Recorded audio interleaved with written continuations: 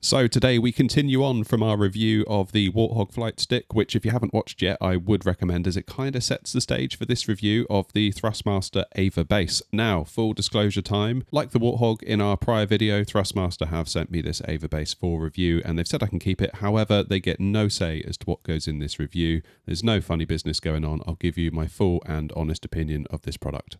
I've been a massive fan of Thrustmaster for years now and have largely built my channel on their gear, so it's an honour to get to do this. And like I said in the Warthog video, I'm very picky about what gets onto the channel when it comes to working with brands, but working with Thrustmaster seemed like a no-brainer to me. I feel like a good place to start would be the super awesome comparison chart that we used in the Warthog review, just to remind ourselves of what's in the product range from Thrustmaster and where the AVA Base sits within it. So as you can see, the AVA Base sits at the top of the range in terms of price, and that's whether we're looking at just the bases or the base and the stick bundles. So make no mistake, we are dealing with the high end here. First and foremost, though, the good news is that you can bring your old Warthog stick to the AVA Base and they will plug right in. You'll be up and running in no time.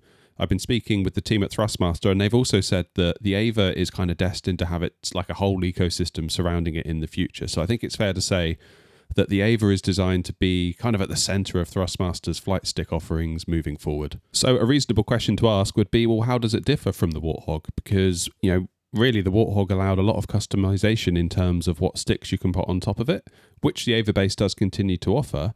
The AVA Base, though, offers deep customization within the base of the stick itself, and it comes with a bunch of accessories allowing you to fine-tune it in a number of ways. So what have we got? Well, we'll start with these. These are masks. We get two of them. We get a small and a medium, and there's a large, or XL, according to the manual, that comes pre-installed into the base. The idea being that if you wanted to, you could install a smaller mask to restrict how much the stick can move.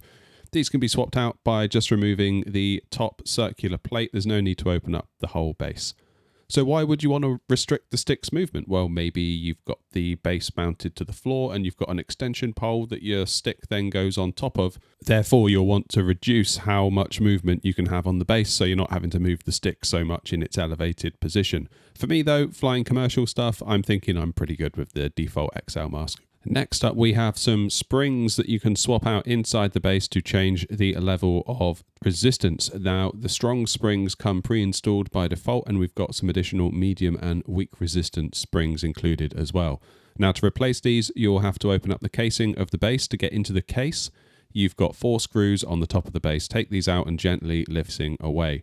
There are 2 springs, one for each axis, and each has a supporting screw. If you loosen these, you'll see that the whole spring mechanism drops down to release the tension on the spring such that you can swap them out and then swap in your new one without the springs being under tension. Be careful, though, that you don't completely unscrew this screw. Once your desired springs are in place, tighten up the 2 support screws that we just loosened without forcing or over-tightening, and how far you screw them down here directly affects the tension of the springs, and therefore how much resistance you'll feel when moving the stick. So it's not just the springs themselves that affect things, you can also fine-tune it with these screws once the springs are in place. Now, before we pop the case back together, we should take a look at these funny looking things. These are cams. We've got 2 types. We've got a set pre-installed in the base labelled as Jet and another which are labelled as Aero. Now, these are kind of like another tool in the box to determine how much force has to be applied to move the stick. Thrustmaster say the jet cams, which are pre-installed, have a hard movement in the centre with strong recentering and a non-linear feel towards the extremities, which I'm presuming means the resistance will become greater the further you move the stick from the centre. The aero cams, Thrustmaster say, have a soft movement in the centre with a linear feel towards the extremities. Now, this all left me feeling a little bit confused, almost like I had too much choice, therefore I didn't really know what to do for the best. Handily though, in the manual, Thrustmaster give us some guidance based on the aircraft type you're flying. So find what you're into, start from there, and you can always change things up later. For me though, I'll be flying commercial airliners with this stick, and for that Thrustmaster recommend the jet cam with a medium spring. It would seem by default the base is set up for fighter jets with the jet cam and a high resistance spring. So it looks like I don't need to actually swap out the cams, but for the sake of completeness, I'll show you how it's done. So like we did for the springs, open up the case and start to loosen the screws that support the springs. This also loosens the cam mechanisms as well as the springs that we saw earlier. Again, be careful not to fully unscrew this screw, then we can move on to the cam. We need to unscrew a screw that holds the cam in place, then we can just simply pull the cam out and pop in the replacement, secure it back in place with that screw, and you are good. While we're talking cams and have the base open, this is actually a really good opportunity to look at how the mechanism inside works. So as you can see, as we move the stick, the cam kind of rolls over this wheel, which gives us a really nice silky movement, and I can't emphasize that enough. This stick has a super silky feel, more so than the Warthog. Not saying that the Warthog is bad, but obviously you're paying more for the AVA Base, and I think it's fair to say that this is one of the areas in which it is an improvement. We'll take it for a flight shortly, and we'll talk more about this then. Anyway, once you're done being mesmerised by the internals, make sure everything's screwed back together, pop the cover back on, tighten up the 4 screws, and you are done. A nice quality of life feature as well is one that I've very much appreciated, is how you can adjust the tension of the springs that we just looked at without needing to take the case apart each time.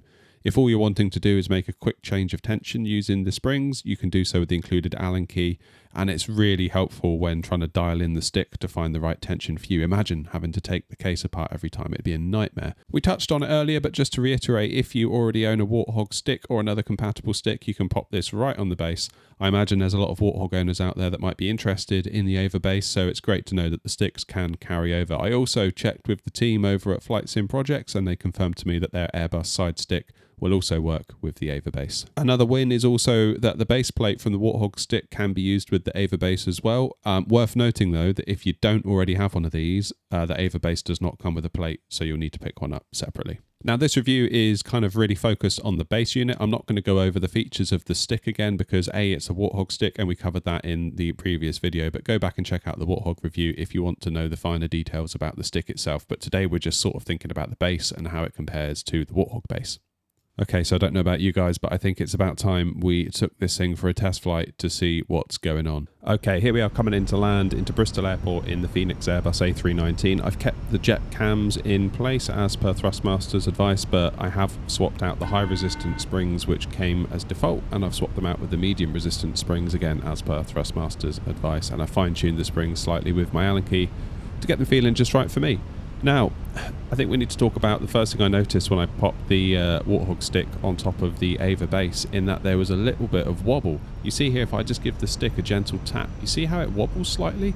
This really, really bothered me and had me quite worried for how the stick was going to feel during flight, but it's really weird. Once you actually start flying with the stick, you know, you put your hand on it, you use it, you fly it, it feels great. The wobble is just a complete non-issue, but I figured I'd mention it because, you know, if you buy one of these and you set it up and you see the wobble, it's quite likely you're going to be like, oh, what's that? But honestly, don't worry about it. It's fine.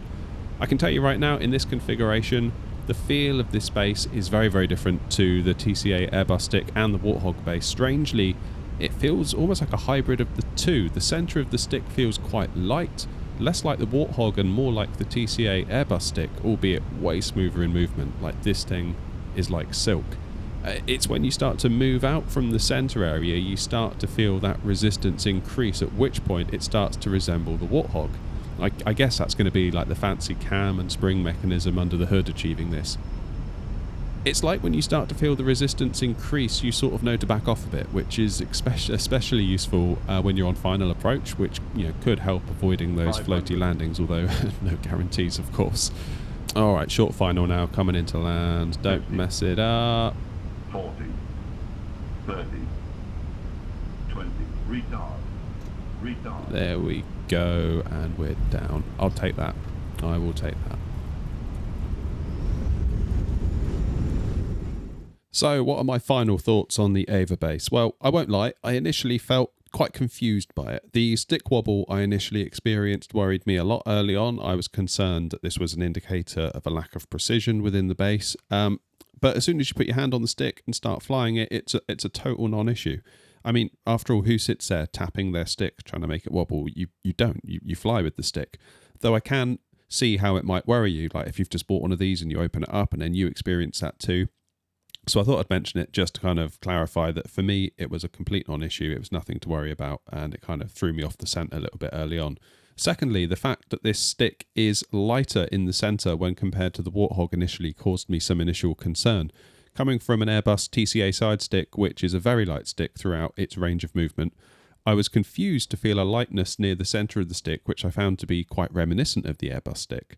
I think I had in my mind that light must equal bad, and that was an incorrect assumption on my part during this review process. Once I started to use the base some more, it all started to make sense. The issue with the Airbus TCA stick isn't necessarily that it possesses a light feel, its light feel is consistent throughout its entire range of movement, which is why you sometimes accidentally can overcook your inputs and maybe get yourself a floaty landing. The Warthog base in our prior review went some way to dealing with this by being much heavier. This meant you had to be more intentional with your inputs to move the stick, which in my opinion makes it less likely that you're going to accidentally overcook a flare, for example. But like how the Airbus TCA stick is consistent with its lightness throughout its range of movement, the Warthog is similarly consistent with its heaviness.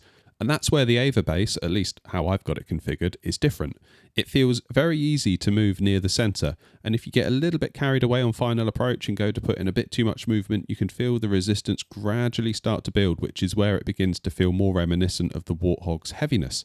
It's like the base is kind of giving you a gentle nudge, kind of saying, do you really want to be putting all that movement into the stick? Which is fine if you actually want to, but if you're on final approach, it gives you a nice sense of awareness, kind of keeps you on the straight and narrow.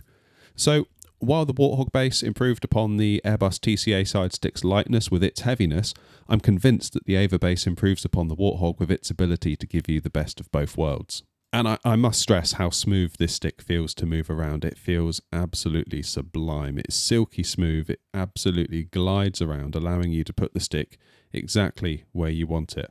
Now, I appreciate we've been looking at this stick through the lens of using it for commercial flight, so I swapped out the cams for the aero cams, and I can confirm it's like Thrustmaster said, it felt a lot more linear towards the extremities, which goes to show the flexibility of this base with the cams, the masks, the springs, and the ability to fine-tune the springs. There is so much to tune here. So I guess the burning question is, what on earth do you buy? I feel like I've almost climbed the ladder of side sticks. I started off on the TCA Airbus side stick, which is a budget stick, but it's very good. It's very usable. Like I said, I built the channel on this stick. I've got no bad things really to say about that stick given its price point. I think it's completely reasonable for the price and it's perfectly usable. Like it a lot. Then we went on to the Warthog stick and I was like, wow, after the Airbus stick, this is such an upgrade. Like the quality, the feel, the fit and finish, the heaviness, the way that it would help you kind of not overcook your landings with that kind of additional weight required to move the stick. Liked it a lot. And of course, most recently, I've been using the AVA Base to do this very review. And there's no other way to put this. The AVA Base has absolutely ruined those other two sticks for me. While they are very good sticks within their own right, now that I've used the AVA Base, I really don't want to go back. This is the one I want to use. This is the one I'm going to be using on the channel, on the live streams. This is the one you're going to see all the time. It is really that good. I adore this base. It feels so good. It glides. It is silky smooth. The way that resistance builds on it, it just feels absolutely incredible. And I kind of feel like if you look at the price of the AVA Base alone and you're like, no way, that's completely out of the question, then for goodness sake, never ever use one, because once you've used it, I've got a very strong suspicion you won't want to use anything else. And with that, I think it's time we wrap this review up. I hope you found today's video useful. Hitting the like button is a really great help to the video and the channel. And thanks again to Thrustmaster for taking a chance on me and letting us check this stuff out together. It's been an absolute pleasure. Thank you very much indeed for watching, folks. Take care of yourselves, be good to each other, and as always, happy flying.